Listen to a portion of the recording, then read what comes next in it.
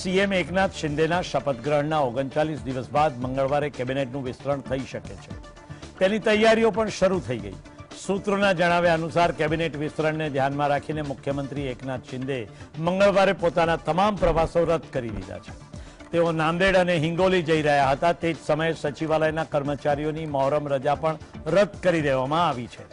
જણાવવામાં આવી રહ્યું છે કે કેબિનેટ કુલ 14 મંત્રીઓને સામેલ કરવામાં આવશે, જેમાં ભાજપ અને શિંદે જૂથના 7 મંત્રીઓને શપથ લેવડાવવાની તૈયારી ચાલી રહી છે. એકનાથ શિંદે અને દેવેન્દ્ર ફડણવીસે 30 જૂને મુખ્યમંત્રી અને નાયબ મુખ્યમંત્રી તરીકે શપથ લીધા હતા. કેબિનેટ વિસ્તરણને લઈને સોમવારે શિંદે અને ફડણવીસ વચ્ચે બેઠક થઈ. દિલ્હી હાઈકમાન્ડ તરફથી તમામ ઔપચારિકતાઓ પણ પૂરી કરી દેવામાં આવી છે. એકંદરે નવી કેબિનેટને લઈને વધુ ફાઇનલ થઈ ગયું છે. ભાજપ કેમ્પમાં સુધીર મુનગંટીવાર, ચંદ્રકાંત પાટીલ, ગિરીશ મહાજનને કેબિનેટમાં સામેલ કરી શકાય છે. બીજી તરફ શિંદે કેમ્પમાંથી ગુલાબરાવ પાટીલ, સદા સાવરકર, દીપક કેસરકરને તક આપવામાં આવી શકે એમ છે. સૂત્રોના જણાવ્યા અનુસાર ગૃહ વિભાગ ડેપ્યુટી સીએમ દેવેન્દ્ર ફડણવીસને આપવામાં આવશે.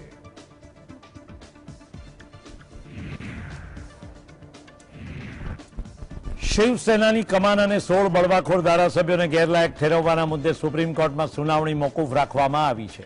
આ કેસની સુનાવણી હવે 12 ઓગસ્ટે હાથ ધરવામાં આવશે. આ મામલો 5 જજોની બેન્ચને મોકલવો જોઈએ કે નહીં, આ અંગેની દલીલો પણ સાંભળવામાં આવશે. 4 દિવસ પહેલા છેલ્લી સુનાવણી પર સીજેઆઈએ ચૂંટણી પંચના વકીલને કહ્યું કે બંને પક્ષો સોમવારે એટલે કે આજે ચૂંટણી પંચમાં એફિડેવિટ આપી શકે છે. જો કોઈ પણ પક્ષ સમય માંગે તો પંચ તેના પર વિચાર કરશે. શિંદે ગેરલાયક ઠેરવવાના આરોપોને ખોટા ગણાવ્યા. સુનાવણી દરમિયાન એકનાથ શિંદેના જૂથે કહ્યું કે અમારા પર કેટલાક ગેરલાયક ઠરાવવાનો આરોપ ખોટી રીતે લગાવવામાં આવ્યો છે. અમે હજુ પણ શિવ સૈનિકો જ છીએ. ચોમાસુ સત્રમાં સોમવારે લોકસભા અને રાજ્યસભાની કાર્યવાહી મોકૂફ રાખવામાં આવી હતી. રાજ્યસભાએ સોમવારે વિદાય લેતા ઉપરાષ્ટ્રપતિ એમ વેંકૈયા નાયડુને વિદાય આપી. જણાવી દઈએ કે ચોમાસુ સત્ર 18 જુલાઈથી શરૂ થયું હતું અને 12 ઓગસ્ટ સુધી ચાલવાનું હતું, પરંતુ સતત હોબાળો થતા બંને ગૃહો નિર્ધારિત સમય પહેલા જ મોકૂફ રાખવામાં આવ્યા. ચોમાસુ સત્ર ખૂબ તોફાની રહ્યું. પ્રથમ 2 અઠવાડિયા માટે ગૃહની ઉત્પાદકતા અત્યંત ઓછી હતી. સંસદના બંને ગૃહો મોંઘવારી અને અગ્નિપથ યોજનાને લઈને વિપક્ષનો વિરોધ થયો. આ દરમિયાન ગૃહની સરંજામ ઉલ્લંઘન કરવા બદલ બંને ગૃહોના ઘણા સાંસદોને સસ્પેન્ડ પણ કરવામાં આવ્યા. તો બીજી તરફ એન્ફોર્સમેન્ટ ડિરેક્ટોરેટ દ્વારા સોનિયા ગાંધી અને રાહુલ ગાંધી વિરુદ્ધ કરવામાં આવેલી કાર્યવાહી સામે કોંગ્રેસે સંસદમાં હંગામો મચાવ્યો. ગૃહની કાર્યવાહી દરમિયાન રાષ્ટ્રપતિ અને ઉપપ્રમુખની ચૂંટણી પણ યોજાઈ હતી. એટલું જ નહીં, ગયા અઠવાડિયે ગૃહમાં મોંઘવારી પર ચર્ચા થઈ હતી. કેન્દ્ર સરકારના વીજળી સુધારા બિલ પર સીએમ ભગવંત માને આકરી પ્રતિક્રિયા આપી છે. પંજાબના સીએમ માને કહ્યું કે કેન્દ્ર સરકારે રાજ્યોને કઠપુતલી ન ગણવી જોઈએ. અમારા અધિકાર માટે શેરીથી સંસદ સુધી લડીશું. કેન્દ્ર સરકાર આ બિલને સંસદમાં લાવી રહી છે. માને આ બિલને રાજ્યોના અધિકાર પરનો બીજો હુમલો ગણાવ્યો. માને કહ્યું કે અમે આ બિલને સંસદમાં રજૂ કરવાનો સખત વિરોધ કરીએ છીએ. પંજાબના નાણામંત્રી હરપાલ સિમાએ કહ્યું કે 2020માં જ્યારે આ બિલ લાવવામાં આવ્યું ત્યારે ખેડૂતોએ તેનો વિરોધ કર્યો હતો. ત્યારબાદ કેન્દ્રએ તેને પાછું ખેંચી લીધું. તે સમયે કેન્દ્રએ પ્રતિબદ્ધતા વ્યક્ત કરી હતી કે રાજ્યો સાથે પરામર્શન કરીને આ બિલને ફરીથી લાવવામાં આવશે. આમ છતાં કોઈ પણ રાજ્યો સાથે ચર્ચા કરી નથી અને બિલ લાવ્યા છે. ચીમાએ તેને સંઘીય માળખા પર મોટો હુમલો ગણાવ્યો હતો. पॉलिटिक्स कर रहे हैं। अब विरोध करने का जो पॉइंट उठाया है उससे 2 ही 3 बातें स्पष्ट होती हैं। या तो वो बिल पढ़ करके नहीं आए, या पढ़े थे तो समझे नहीं थे, या पढ़ करके समझ करके भी वो गलत बयानी कर रहे थे। यही तीन में से एक हो।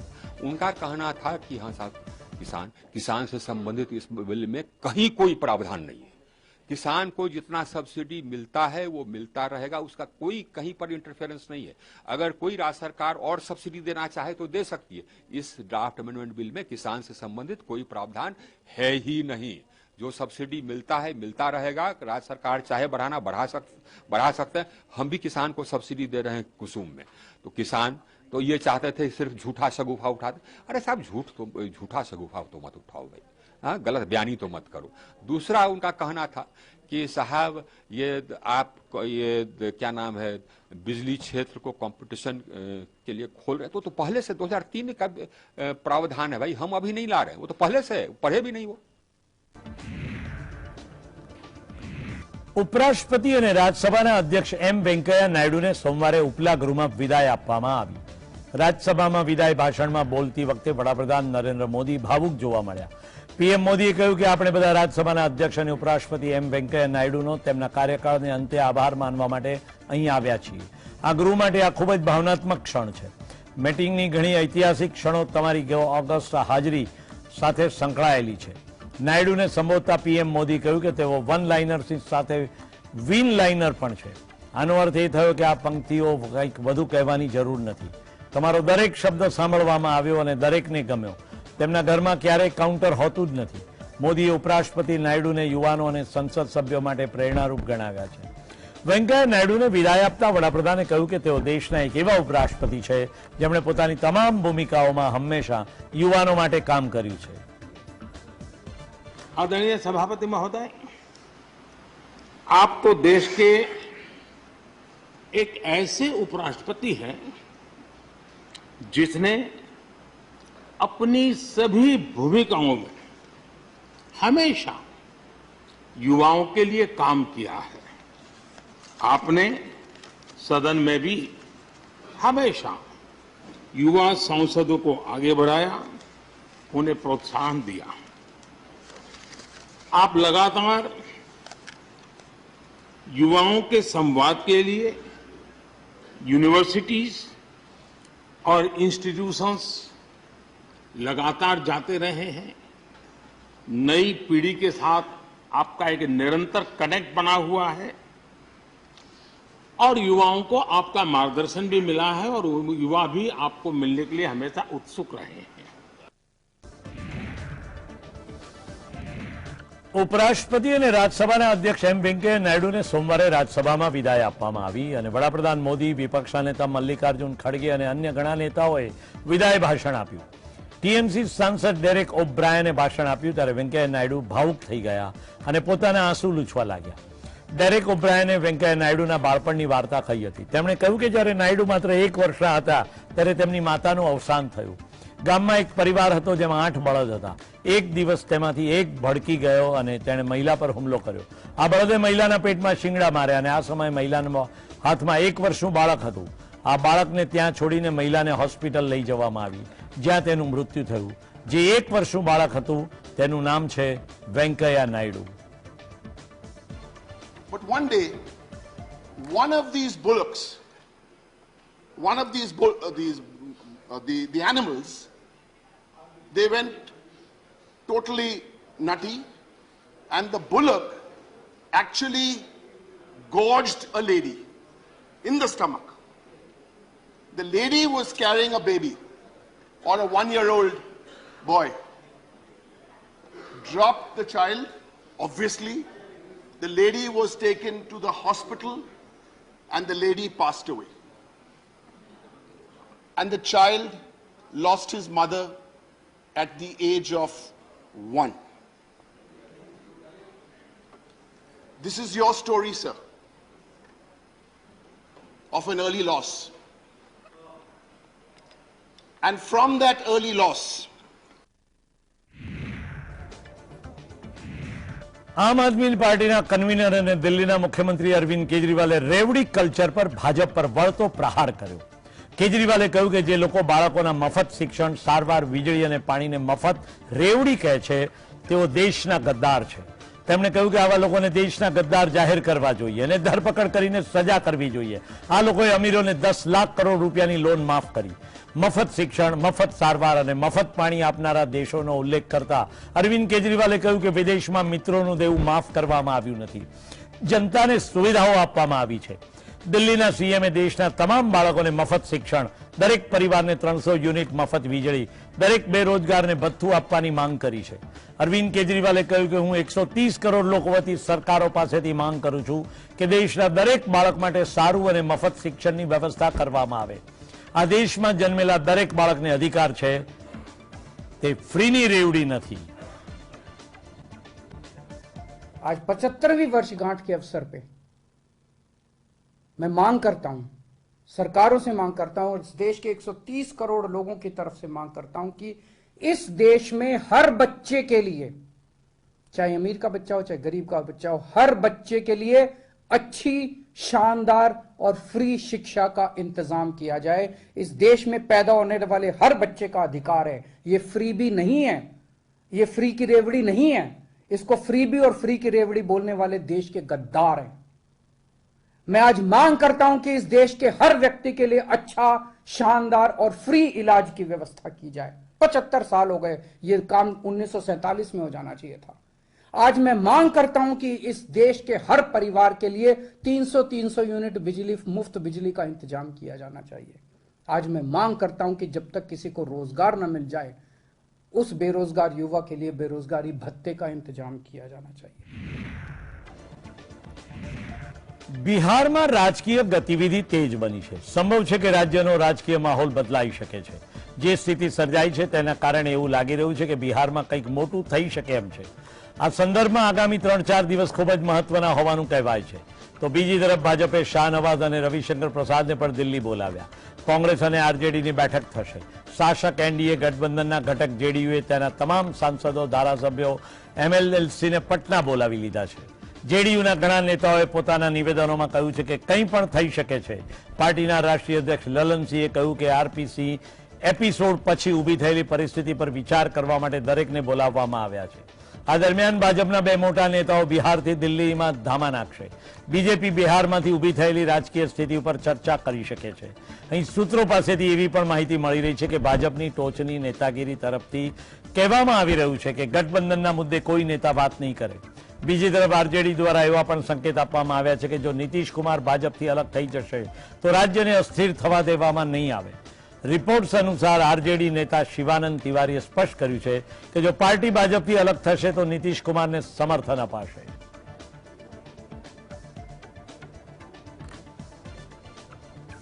एक स्टेट के मुख्यमंत्री नहीं आए, उसको राजनीति से जोड़ना हमारे समझ से ठीक नहीं है। पहले भी सीएम नहीं कभी आए तो उनके प्रतिनिधि के रूप में कोई बिहार सरकार के मंत्री आते रहे उसमें, और जब समय रहता तो अपने भी आते हैं। और इस बार जो उप मुख्यमंत्री हैं उनको भेजा गया, तो यह कयास लगाना कि अब नहीं आए तो कुछ खटपट चल रहा है, वो सब जानकारी हम लोग को नहीं। बता रहे हैं आपको, ऐसी संभावनाएं तो हमें कम से कम नहीं दिख रही हैं। और अगर राष्ट्रपति शासन, पहले तो ये तय हो कि क्या हो रहा है, अभी तो सिर्फ बयानबाजी हो रही है, बयान असहज कर रहे हैं बिहार के सरोकारों को। तो देखा जाए आगे क्या होता है। सरकार बनाने के लिए आरजेडी स्वस्थ है, वो बिहार जो आदेश करेगा वो किया जाएगा। नेता प्रतिपक्ष वही करेंगे जो बिहार का आवाम आदेश करेगा। बीजेपी सूत्र करेंगे, नीतीश उपराष्ट्रपति बनना चाहते थे, उनको नहीं बनाया गया इसलिए नाराज है।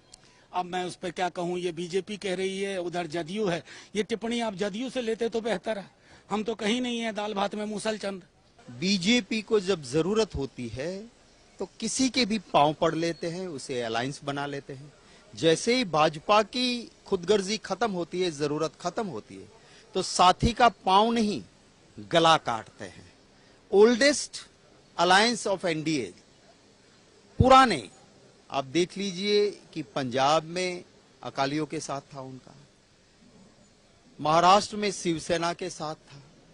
जिस जम्मू कश्मीर में उन्होंने जरूरत पड़ी तो पहले जिनको गाली देते थे कि बाप बेटी ने बहुत जम्मू कश्मीर को लूटा है, अब मित्रों लूटने नहीं दूंगा, फिर पहले बाप के साथ फिर बेटी के साथ सरकार बनाते हैं। जरूरत खत्म होने पे उसी पीडीपी को डंप कर देते हैं। રાજ્યસભાના સાંસદ અને વરિષ્ઠ વકીલ કપિલ સિબ્બલે સુપ્રીમ કોર્ટ અંગે ચોંકાવનારું નિવેદન આપ્યું છે। તેમણે કહ્યું કે ગત 50 વર્ષ કોર્ટમાં પ્રેક્ટિસ કર્યા બાદ પણ તેમને હવે સુપ્રીમ કોર્ટ પાસેથી કોઈ આશા બચી નથી। પીપલ્સ ટ્રિબ્યુનલના કાર્યક્રમ દરમિયાન તેમણે જણાવ્યું કે કોર્ટ દ્વારા કોઈ ઐતિહાસિક નિર્ણયો ભલે પાસ થઈ જાય, પરંતુ તેનાથી જમીની વાસ્તવિકતા કદાચ બદલાય છે। કપિલ સિબ્બલે સુપ્રીમ કોર્ટના કેટલાક વર્તમાન નિર્ણયો મામલે પોતાની અસંમતિ નોંધાવીને તે અંગે નારાજગી વ્યક્ત કરી હતી। તેમણે ગુજરાતના રમખાણો મામલે અરજી કરતા ઝાકિયા જાફરીની અરજી ફગાવી તે સિવાય પીએમએલએની જોગવાઈઓને યથાવત રાખવાના નિર્ણયની પણ ભારે ટીકા કરી હતી, જેમાં ઈડીને વ્યાપક અધિકાર આપવામાં આવ્યા હતા। બંને મામલે કપિલ સિબ્બલ અરજદારો તરફથી કેસ લડ્યા હતા। કપિલ સિબ્બલે આઈપીસીની કલમ 377ને ગેરબંધારણીય જાહેર કરવાના નિર્ણયનું ઉદાહરણ આપીને કહ્યું કે નિર્ણય સંભળાવ્યા બાદ પણ જમીની વાસ્તવિકતા જૈસે થે બનેલી છે। સ્વતંત્રતા ત્યારે જ શક્ય બને જ્યારે આપણે આપણા અધિકારો માટે ઊભા થઈને સ્વતંત્રતાની માંગ કરી શકીએ। રાજકીય રૂપે સંવેદનશીલ મુદ્દાઓ અમુક ન્યાયાધીશોને સોંપવામાં આવે છે અને પહેલેથી જ નિર્ણયની ભવિષ્યવાણી પણ કરી શકાય છે। And he has expressed his view. Take for example during emergency that ADM Jabalpur versus Shukla's judgment, which was later on reversed by the Supreme Court. Recently, Supreme Court has given a judgment under the Prevention of Money Laundering Act also, upholding all the provision of the Money Laundering Act. Now, there is a lot of criticism as well as observations by the legal fraternity with regard to the judgment given by the Supreme Court, and it is felt that this judgment also needs to be reviewed. The point which I am trying to make here is that simply because there are few judgments given by the Supreme Court in which the fundamental principles of constitutional validity of the fundamental rights has not been upheld, or they compromise with the fundamental rights of the individual, that itself does not mean that the institution itself is not functioning up to the level. With respect to Mr. Sibbal, he is a very senior advocate, having practiced in Supreme Court for last 50 years, more than 50 years. He has been the law minister of this country. I don't think that such a statement can be appreciated by anyone, neither by the legal fraternity nor by a common man. It cannot be appreciated. You have been practicing, and this court has only given you so much of respect. And now at this stage, when you have lost 2-3 cases, you could not get favorable order from the court, saying and blaming the entire judicial system and the entire Supreme Court. It is not at all proper. શિવસેનાના સાંસદ સંજય રાઉતને હાલ રાહત મળે તેમ લાગતું નથી। Court હવે તેને 22 ઓગસ્ટ સુધી કસ્ટડીમાં મોકલી દીધા। સોમવારે સંજય રાઉતની કસ્ટડી પૂરી થઈ ગઈ હતી અને તેને કોર્ટમાં રજૂ કરવામાં આવ્યા। ઈડીની માંગ પર કોર્ટે હવે તેમને કસ્ટડી 22 ઓગસ્ટ સુધી લંબાવી। આ પહેલા ગત ગુરુવારે મની લોન્ડરિંગના 2 કેસમાં કોર્ટે સંજય રાઉતની કસ્ટડી 8 ઓગસ્ટ સુધી લંબાવી હતી। તો બીજી તરફ ઈડીએ શનિવારે સંજય રાઉતના પત્ની વર્ષા રાઉતની આશરે 9 કલાક સુધી પૂછપરછ કરી, જેમાં ઈડીએ વર્ષા પર અનેક સવાલોનો મારો ચલાવ્યો। આરોપ છે કે વર્ષા રાઉતના ખાતામાં પાત્રાચાલ કૌભાંડના આરોપી પ્રવીણ રાઉતની પત્નીના ખાતામાંથી નાણાં ટ્રાન્સફર થયા હતા।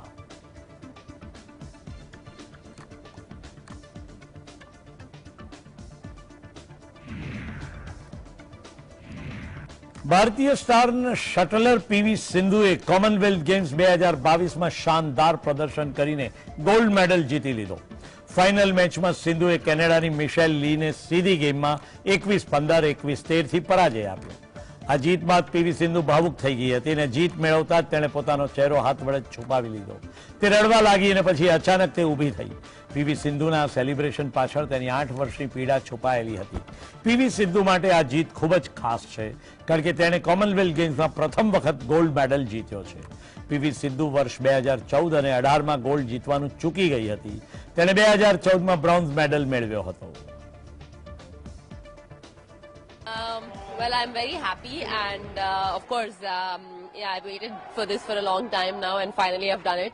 So super happy, and I mean, Commonwealth Games comes once in 4 years, so I have like a set like bronze, silver, and gold. So I would say that it's completed now. Conditioning trainer Shrikant, I think it is very important as an athlete to also maintain physically and mentally fit. So for that, I think they have really worked hard behind, and of course, for an athlete to be injury free and also fit all the time, I think as recovery, when it comes to recovery process, I think it's very important that physio should take care, and as a trainer I have to be fit enough to face it. So thanks to them, because they've also deserved it. ભારતની badminton star PV સિંધુએ Commonwealth games 2022 માં ધૂમ મચાવ્યા બાદ હવે ભારતના વધુ એક badminton star લક્ષ્ય સેને પણ કોમનવેલ્થ ગેમ્સમાં 2022ની સિંગલ ફાઇનલમાં ગોલ્ડ મેડલ જીત્યો। તેણે મલેશિયાના ઝેપ્સિયોંગને હરાવીને ગોલ્ડ મેડલ પોતાના નામે કર્યો। કોમનવેલ્થ ગેમ્સમાં સિંગલ્સમાં લક્ષ્ય સેનના પ્રથમ ગોલ્ડ મેડલ છે. અગાઉ દુનિયાના 10મા નંબરમાં શટલર લક્ષ્ય સેન કોમનવેલ્થ ગેમમાં વધુ એક મેડલ પોતાના નામે કર્યો. તેણે આ પહેલા મિક્સ ટીમ્સ ઇવેન્ટમાં સિલ્વર મેડલ મેળવ્યો હતો. જોકે 2022ના કોમનવેલ્થમાં તેણે ગોલ્ડ જીતીને ઇતિહાસ રચી દીધો છે. ફાઇનલમાં લક્ષ્ય સેને 19-12, 21-9, 21-16 થી મલેશિયાના ખેલાડીને હરાવ્યો. તો આ તરફ બર્મિંગહામમાં ચાલી રહેલી કોમનવેલ્થ ગેમ્સ 2022નો અંતિમ દિવસ છે. ત્યારે બેડમિન્ટનમાં પુરુષ ડબલ્સની ફાઇનલમાં સાત્વિક સાઈરાજ, રેન્કી રેડ્ડી અને ચિરાગ શેટ્ટીએ ગોલ્ડ મેડલ જીત્યો. સાત્વિક અને ચિરાગની ભારતીય જોડીએ ફાઇનલમાં ઇંગ્લેન્ડના લેન બેન અને સિન વેન્ડીની જોડી સામે 21-15, 21-13 થી જીત નોંધાવી. આ સાથે સાત્વિક અને ચિરાગ કોમનવેલ્થ ગેમ્સના પુરુષ ડબલ્સમાં પણ ગોલ્ડ જીતનાર પ્રથમ ખેલાડી બન્યા છે. ભારતીય બેડમિન્ટન સ્ટાર પીવી સિદ્ધુ અને લક્ષ્ય સેને કોમનવેલ્થ ગેમ્સમાં 2022માં ધૂમ મચાવ્યા બાદ હવે સાત્વિક ચિરાગની જોડીએ પણ ઇતિહાસ રચ્યો છે.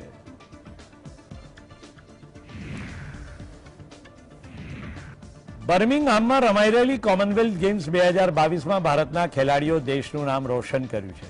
ટેબલ ટેનિસમાં વધુ એક મેડલ મળ્યો અને આ મેડલ દેશના અનુભવી ખેલાડી અચંત શરત કમલે જીત્યો છે. અચંતા શરત મેન્સ સિંગલ કેટેગરીમાં ગોલ્ડ મેડલ જીત્યા.